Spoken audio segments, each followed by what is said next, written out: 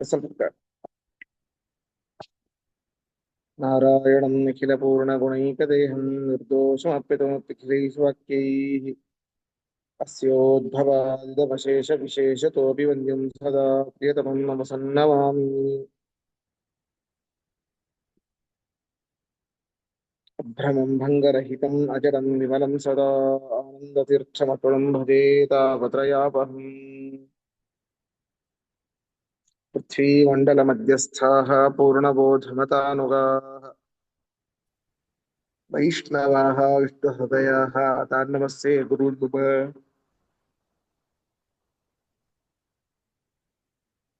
ನಮಃ ಶ್ರೀಪಾದರಾಜಾಯ ನಮಸ್ತೆ ವ್ಯಾಸಯೋಗಿನೇ ನಮಃ ಪುರಂದರಾರ್ಯಾಯ ವಿಜಯಾರ್ಯಾಯ ತೇ ನಮಃ.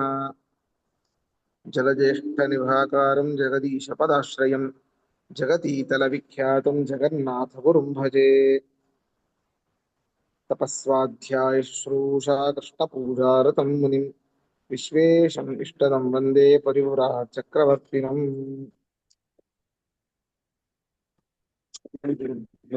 ನಮಃ. ಹರಿ ಓಂ. ಹರಿಕಥಾಮೃತಸಾರ ಗುರುಗಳ ಕರುಣದಿಂದಾಪನಿತು ಪೇಳುವೆ ಪರಮ ಭಗವದ್ ಭಕ್ತರಿದನಾದರದಿ ಕೇಳುವುದು.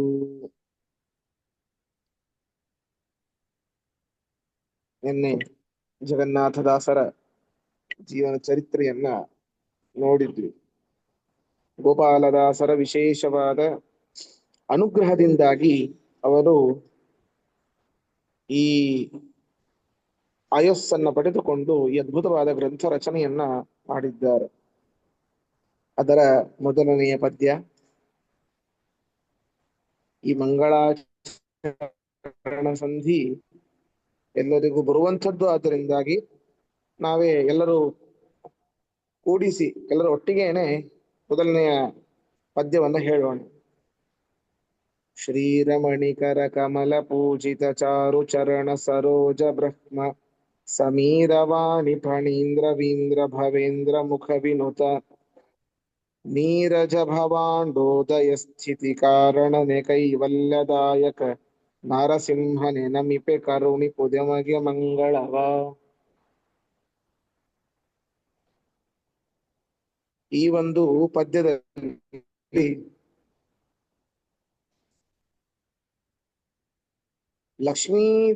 ಪರಮಾತ್ಮನ ಲಕ್ಷ್ಮೀ ಸಹಿತನಾದ ನರಸಿಂಹದೇವರ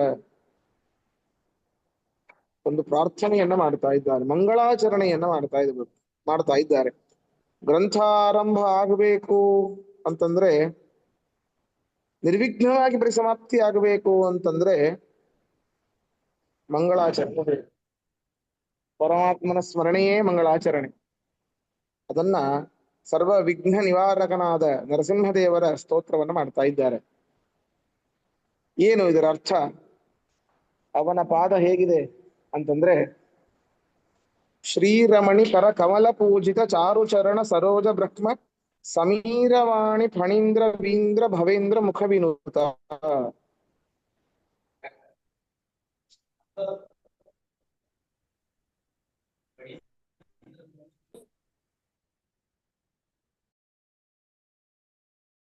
ನಮಸ್ಕಾರ ಗುರುಗಳೇ. ಇಲ್ಲಿ ಶ್ರೀ ಅಂತಂದ್ರೆ ಅತ್ಯಂತ ಕಾಂತಿ ಸಂಪನ್ನಳಾದವಳು.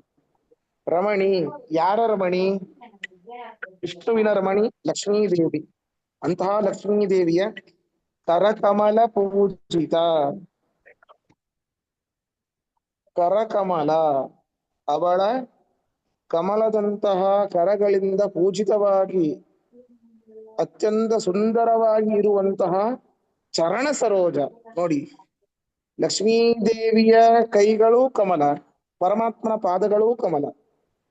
ಶ್ರೀರಮಣಿ ಕರ ಕಮಲ ಪೂಜಿತವಾದ ಚಾರುವಾದ ಅತ್ಯಂತ ಸುಂದರವಾದ ಚರಣ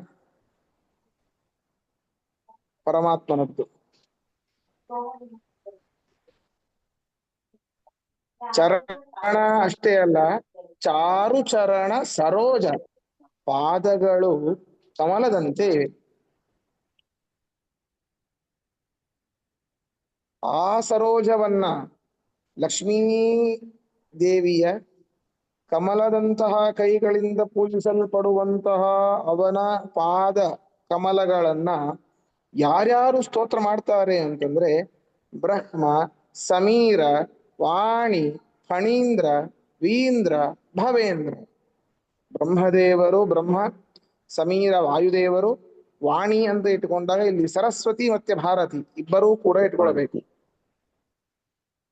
ಭಾರತಿ ಇಂದ್ರ ಇಬ್ಬರೂ ಕೂಡ ಇಟ್ಕೊಳ್ಬೇಕು. ಇಲ್ಲಿ ಇಬ್ಬರನ್ನು ಕೂಡ ಇಟ್ಕೊಳ್ಬೇಕು. ಯಾಕೆ? ವಾಗ್ವಾಣಿ ಭಾರತಿ ಬ್ರಾಹ್ಮಿ ಭಾಷಾಗಿ ಶಾರದಾಸ್ವರ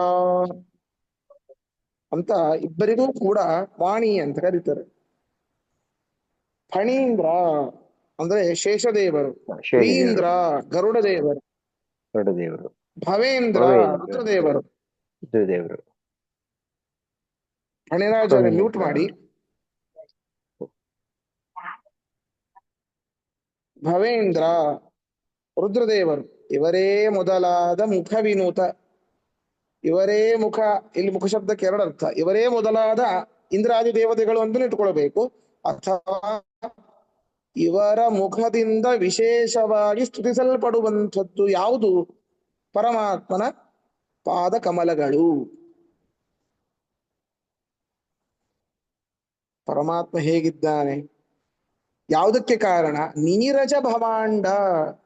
ನೀರಜ ಕಮಲ, ಆ ಕಮಲದಲ್ಲಿ ಭವ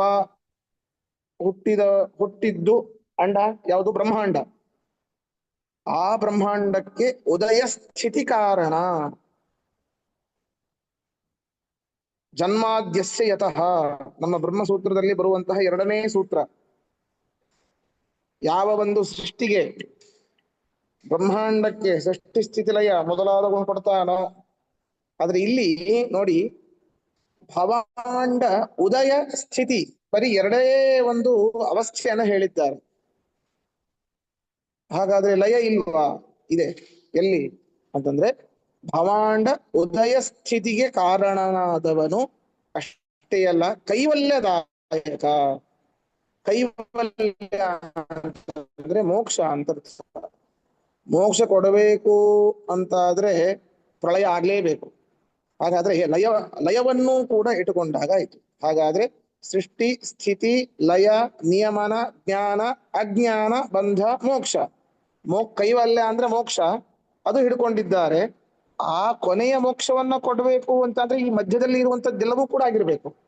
ಸೃಷ್ಟಿ ಹೇಳಿದ್ದಾರೆ, ಉದಯ ಸ್ಥಿತಿ ಹೇಳಿದ್ದಾರೆ, ಲಯ, ನಿಯಮನ, ಜ್ಞಾನ, ಅಜ್ಞಾನ, ಬಂಧ ಇವೆಲ್ಲವನ್ನೂ ಕೂಡ ಹೇಳಿದಾಗ ಆಯ್ತು. ಹಾಗಾದ್ರೆ ಸೃಷ್ಟಿಯ ದ್ಯಷ್ಟಕಕ್ಕೆ ಕಾರಣನಾಗಿ ಇರುವಂತಹ ಆ ನಾರಸಿಂಹನಿಗೆ ನಾವು ನಮಿಪೆ ಕರುಣಿಪು ಯಮಗೆ ಮಂಗಳವ.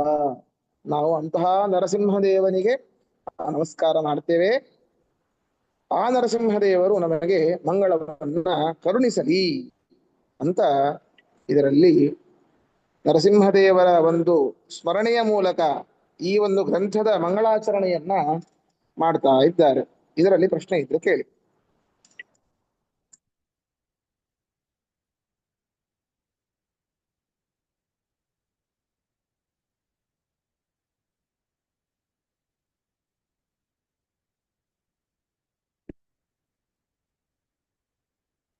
ಈ ಹಳಗನ್ನಡ ಎಲ್ಲ ಓದಿದವರಿಗೆ ಸ್ವಲ್ಪ ಅಷ್ಟು ತೊಂದರೆ ಆಗಲ್ಲ ಅಂತ ಅನ್ಕೊಂಡಿದೀನಿ ಆಚಾರ್ಯ ಇದು.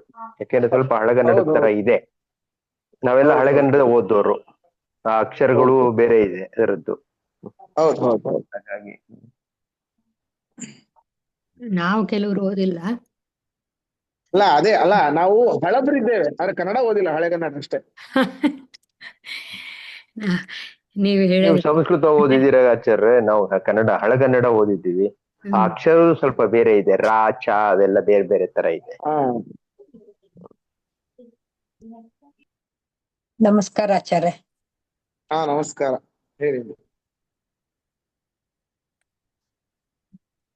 ಸರಿ, ಮುಂದೆ ಹೋಗೋಣ. ಹಾ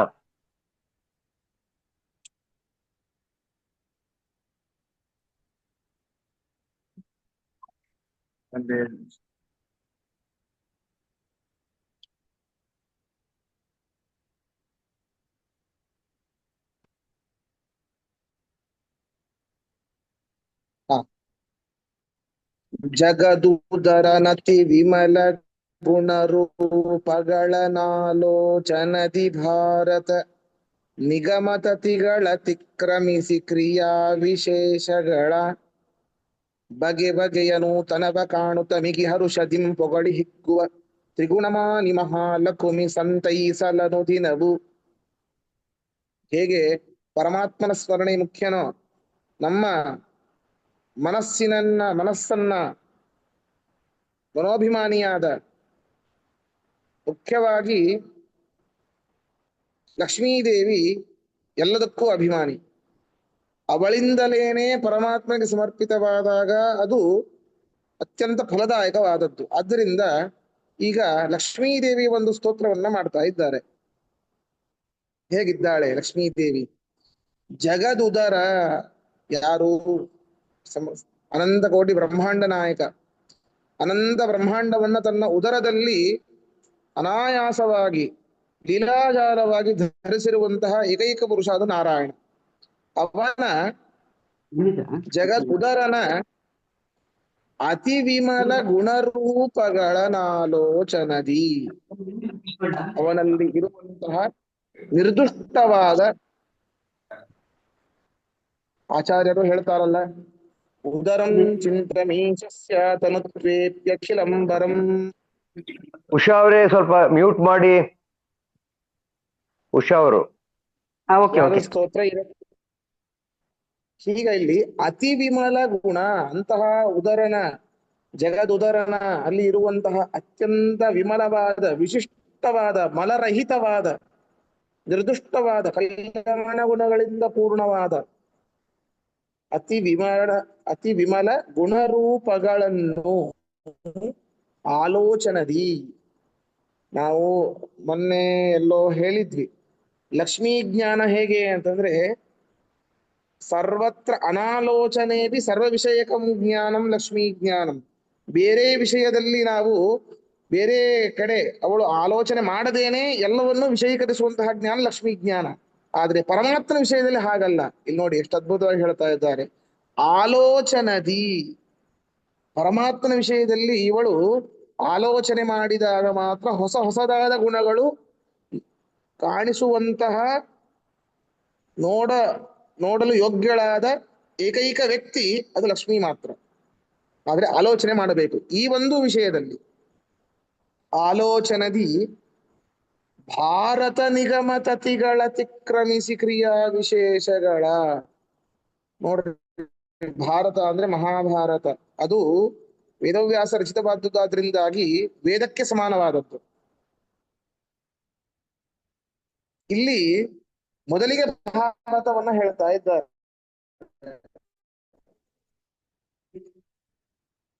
ಆ ಭಾರತ ಏನಿದೆ, ಭಾರತದಲ್ಲಿ ಹೇಳಿರುವಂತಹ ಅನೇಕ ಸೂಕ್ಷ್ಮಾತಿ ಸೂಕ್ಷ್ಮ ಗುಣಗಳು ಪರಮಾತ್ಮನದ್ದು ಎಲ್ಲಾ ಜೀವಿಗಳಿಗೂ ಕಾಣುವುದಿಲ್ಲ, ಜ್ಞಾನಿಗಳಿಗೆ ಮಾತ್ರ ಅದರಲ್ಲಿ ಕಾಣುತ್ತೆ. ಅದರಿಂದ ಮೊದಲಿಗೆ ಹೇಳಿದ್ದು ಭಾರತ, ತದನಂತರ ಹೇಳಿದ್ದು ನಿಗಮ ತತಿಗಳು. ನೋಡ್ರಿ, ಭಾರತವೂ ಆ ಪರಮಾತ್ಮನ ಗುಣಗಳನ್ನ ಹೇಳಲಿಕ್ಕೆ ಅಷ್ಟು ಶಕ್ತವಾಗ್ಲಿಲ್ಲ. ವೇದವ್ಯಾಸರೇ ಬರೆದಿರಬಹುದು. ವೇದಗಳು, ನಿಗಮ ತತಿಗಳು, ವೇದಗಳ ಸಮೂಹವು ಕೂಡ ಪರಮಾತ್ಮನ ಗುಣಗಳನ್ನ, ಎಷ್ಟೆಷ್ಟು ಪರಮಾತ್ಮನ ಗುಣಗಳಿವೆ ಅಷ್ಟೂ ಗುಣಗಳನ್ನ ವೇದಗಳೂ ಹೇಳಿಲ್ಲ. ಆ ಭಾರತದಿಂದ, ಆ ವೇದಗಳ ಸಮೂಹಕ್ಕಿಂತಲೂ ಕೂಡ ಆ ಎರಡನ್ನು ಅತಿಕ್ರಮಿಸಿ, ಅದನ್ನ ದಾಟಿ ಹೆಚ್ಚಿನದಾದ ವಿಶೇಷ ಅದ್ಭುತವಾದ ಕಲ್ಯಾಣ ಗುಣ ಭರಿತವಾದ ಆ ಗುಣಗಳನ್ನ ಲಕ್ಷ್ಮೀದೇವಿ ಆಲೋಚನೆ ಮಾಡ್ತಾಳೆ, ನೋಡ್ತಾಳೆ. ನಿಗಮ ತತಿಗಳ ಅತಿಕ್ರಮಿಸಿ ಕ್ರಿಯಾ ವಿಶೇಷಗಳ, ಪರಮಾತ್ಮನ ಅದ್ಭುತವಾದ ಕ್ರಿಯಾ ವಿಶೇಷಗಳನ್ನ ಚಿಂತನೆ ಮಾಡ್ತಾಳೆ. ಒಂದೊಂದು ನೋಡ್ತಾಳೆ, ಒಂದೊಂದು ನೋಡಿದ್ರೆ ಒಂದೊಂದು ಖುಷಿ, ಒಂದೊಂದು ಫುಲ್ಲು ವೆರೈಟಿ, ಒಂದಕ್ಕೆ ಒಂದು ಸಮಾನ ಇಲ್ಲ. ಬಗೆ ಬಗೆಯ ನೂತನವ ಕಾಣುತ್ತ, ಒಂದೊಂದು ಫುಲ್ ಒಂದಕ್ಕೊಂದು ತದ್ವಿರುದ್ಧವಾದದ್ದು ಅದ್ಭುತವಾದ ಕ್ರಿಯಾ ವೈಶಿಷ್ಟ್ಯವನ್ನ ನೋಡ್ತಾಳೆ. ಅಯ್ಯೋ ಹಿಂದೆಲ್ಲೋ ನೋಡಿದ್ದೆ ಅದೇ ತರ ಇದು ಕೂಡ ಇದೆ ಅಂತಿಲ್ಲ. ಇದು ಬೇರೆನೆ, ಹಿಂದಕ್ಕೆ ಸಮಾನವಾದದ್ದಿಲ್ಲ. ಹಿಂದಿನ ಸಾದೃಶ್ಯವನ್ನು ಇದರಲ್ಲಿ ಹೇಳಿಕ್ ಬರೋದೇ ಇಲ್ಲ. ಹಿಂದಿನ ಸಾದೃಶ್ಯ ಬಂತು ಅಂತ ಆದ್ರೆ ಇದು ನೂತನ ಅಲ್ಲ. ಬಗೆ ಬಗೆಯ ನೂತನವ ಕಾಣುತ್ತ ಅವಳಿಗೆ ಖುಷಿ. ಆಹಾ, ಎಂತಹ ಗಂಡ ನನ್ನ ಗಂಡ. ಮಿಗೆ ಹರುಷದಿನ್ ಪೊಗಳಿ ಹಿಗ್ಗುವ. ಹ, ಬಹಳ ಖುಷಿ ಅವಳಿಗೆ, ಅತ್ಯಂತ ಆನಂದ. ಆ ಒಂದೊಂದು ಗುಣಗಳ ಸ್ತೋತ್ರವನ್ನು ಮಾಡ್ತಾಳೆ ಲಕ್ಷ್ಮೀದೇವಿ. ತನ್ನ ಯೋಗ್ಯತೆಗೆ ಮೀರಿದವಾದಂತಹ ಆನಂದದಿಂದ ಸ್ತೋತ್ರ ಮಾಡ್ತಾಳೆ. ಸ್ತೋತ್ರ ಮಾಡಿ ಪರಮಾನಂದ ತುಂದಿಲಳಾಗ್ತಾಳೆ, ಮೈ ಮರಿತಾಳೆ. ಯಾರವಳು? ಹಿಗ್ಗುವ ತ್ರಿಗುಣಾಭಿಮಾನಿ, ತ್ರಿಗುಣಾಭಿಮಾನಿ ಅಂತ ಅರ್ಥ. ಸತ್ವರಜಸ್ತಮೋ ಗುಣಗಳ 3 ಗುಣಗಳಿಗೆ ಅಭಿಮಾನಿಯಾದ ಮಹಾಲಕುಮಿ. ಬ್ರಹ್ಮದೇವರು ವಾಯುದೇವರಿಗಿಂತಲೂ ಉತ್ತಮಳಾದ ಮಹಾಲಕುಮಿ ಸಂತೈಸಲನುದಿನವು ನಮಗೆ ಖುಷಿಯನ್ನ ಕೊಡಲಿ, ಸರಿಯಾದ ಮಾರ್ಗದಲ್ಲಿ ನಮ್ಮನ್ನ ಕರೆದುಕೊಂಡು ಬರಲಿ ಅಂತ ಇದರಲ್ಲಿ ಹೇಳ್ತಾ ಇದ್ದಾರೆ. ಅಂದ್ರೆ ಪ್ರತಿದಿನದಲ್ಲೂ ಕೂಡ ನಾವು ಏನು 11 ಇಂದ್ರಿಯದಿಂದಾಗಿ, ಪಂಚಜ್ಞಾನೇಂದ್ರಿಯ, ಪಂಚಕರ್ಮೇಂದ್ರಿಯ, 1 ಮನಸ್ಸು, 11 ಇಂದ್ರಿಯ ಅಂತರ್ಗತನಾಗಿ ಪರಮಾತ್ಮನೇ ಇದ್ದಾನೆ ಅನ್ನುವಂತಹ ಜ್ಞಾನ ಕೊಡುವವಳು ಲಕ್ಷ್ಮೀದೇವಿ. ಆ ಜ್ಞಾನ ಬಂದ ಮೇಲೆ ಪರಮಾತ್ಮನಿಗೆ ಇನ್ನೂ ಅತಿಶಯವಾದ ಭಕ್ತಿಯನ್ನ ಕೊಡುವವಳು ಲಕ್ಷ್ಮೀದೇವಿ. ಭಕ್ತಿಯನ್ನ ಕೊಟ್ಟು ಅಷ್ಟೇ ಅಲ್ಲ, ವಿಷಯ ಪದಾರ್ಥಗಳಲ್ಲಿ ವಿರಕ್ತಿಯನ್ನ ಕೊಡುವವಳು ಕೂಡ ಲಕ್ಷ್ಮೀದೇವಿ. ಆದ್ದರಿಂದಾಗಿ ಅಂತಹ ಲಕ್ಷ್ಮೀದೇವಿ ನಮ್ಮನ್ನ ರಕ್ಷಣೆ ಮಾಡಲಿ ಅಂತ ಅವಳಲ್ಲಿ ಸಂತೈಸಲಿ, ನಮ್ಮನ್ನ ಸಂತೈಸಲಿ. ಬರೀ 1 ತಾಸ 2 ತಾಸ ಬರೀ ಪಾಠಕ್ಕೆ ಕುಳಿತಾಗ ಮಾತ್ರನಾ? ಇಲ್ಲ, ಅನುದಿನವೂ, ಪ್ರತಿದಿನವೂ, ಪ್ರತಿ ಕ್ಷಣದಲ್ಲೂ ಕೂಡ ಆ ಲಕ್ಷ್ಮೀದೇವಿಯ ಅನುಗ್ರಹ. ನಾವು ಲಕ್ಷ್ಮೀ ಅಂತಂದ್ರೆ ಹಣ ಅಂತ ಅನ್ಕೊಂಡ್ಬಿಟ್ಟಿದ್ದೀವಿ. ಶುಕ್ರವಾರ ಮಾಡಿದ್ದು ಪೂಜೆ, ತುಪ್ಪ ದೀಪ ಹಚ್ಚಿದ್ದು.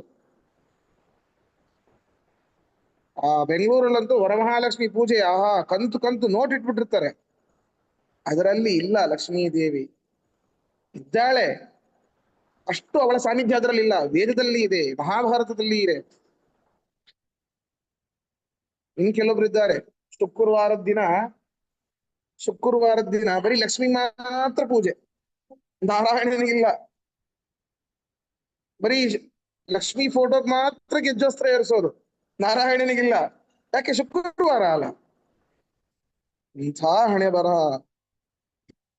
ಒಡೆಯನಿದ್ದಲ್ಲಿಗೆ ಮಡದಿ ಬರುವಳು, ರೂಢಿಗುಚ್ಚಿತವಿದು ನಡೆ ನಮ್ಮ ಮನೆಗೆ. ಅವನಿಗೆ ಪೂಜೆ ಇಲ್ಲದೇ ಇರುವಂತಹ ಸ್ಥಳದಲ್ಲಿ ಲಕ್ಷ್ಮಿ ಬರ್ತಾಳ? ಇದು ಪತಿವ್ರತಾ ಸ್ತ್ರೀಯ ಲಕ್ಷಣವೇ ಅಲ್ಲ. ಗಂಡನಿಗೆ ಎಲ್ಲಿ ಪೂಜೆ ಇಲ್ಲವೋ, ಎಲ್ಲಿ ಗೌರವ ಇಲ್ಲವೋ, ಇಲ್ಲಿ ಹೋಗೋದೇ ಇಲ್ಲ ಲಕ್ಷ್ಮೀದೇವಿ. ಪತಿವ್ರತಾ ಸ್ತ್ರೀಯರು ಮಹಾಪತಿವ್ರತೆಯವಳು. ಆದ್ದರಿಂದ ಹಾಗೆ ಮಾಡಬಾರದು ಅಂತ ಮುಖ್ಯವಾಗಿ ವೇದದಲ್ಲಿ ನಾವು ನೋಡಬೇಕು. ಮಹಾಭಾರತ ಉದ್ಗ್ರಂಥ, ಈ ಪುರಾಣಾದಿಗಳಲ್ಲಿ ಲಕ್ಷ್ಮಿಯ ಧ್ಯಾನವನ್ನ ಮಾಡಬೇಕು. ಜ್ಞಾನಭಕ್ತಿ ವೈರಾಗ್ಯಾದಿಗಳನ್ನ, ಸತ್ಸಂಪತ್ತನ್ನ ಕೊಟ್ಟು ಕಾಪಾಡುವಂತಹಳು ಲಕ್ಷ್ಮೀದೇವಿ. ಆದ್ದರಿಂದ ಅವಳ ಸ್ತೋತ್ರವನ್ನ ಮಾಡ್ತಾ ಇದ್ದಾರೆ. ಇದರಲ್ಲಿ ಪ್ರಶ್ನೆ ಇದ್ರೆ ಕೇಳಿ.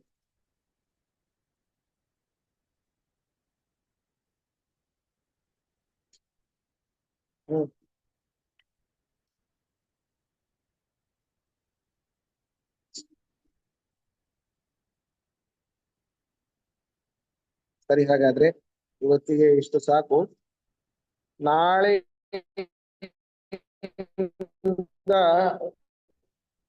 ಸ್ವಲ್ಪ ಆದ್ರೆ ಬೇಗ, ಒಂದೊಂದು 10 ನಿಮಿಷ 5 ನಿಮಿಷ ಬೇಗ ಆಗ್ಬೋದಾ? ಎಷ್ಟೊತ್ತಿಗೆ ಆಚಾರ್ಯ? 7 ಗಂಟೆಗೆ ಗಿಂತ 5 ನಿಮಿಷ ಮುಂಚೆನಾ? ಅಲ್ಲ, ಇವಾಗ ಆಗ್ಲೇ 10 ನಿಮಿಷ 6:50 ಮಾಡ್ತಿದ್ದೀವಿ. ಇಲ್ಲ ಅದಕ್ಕಿಂತ ಅಂತಂದ್ರೆ 6:45 ಬೇಕೇನೋ ಅಲ್ಲ ಆಚಾರ್ಯ? 1 ನಿಮಿಷ. ಆ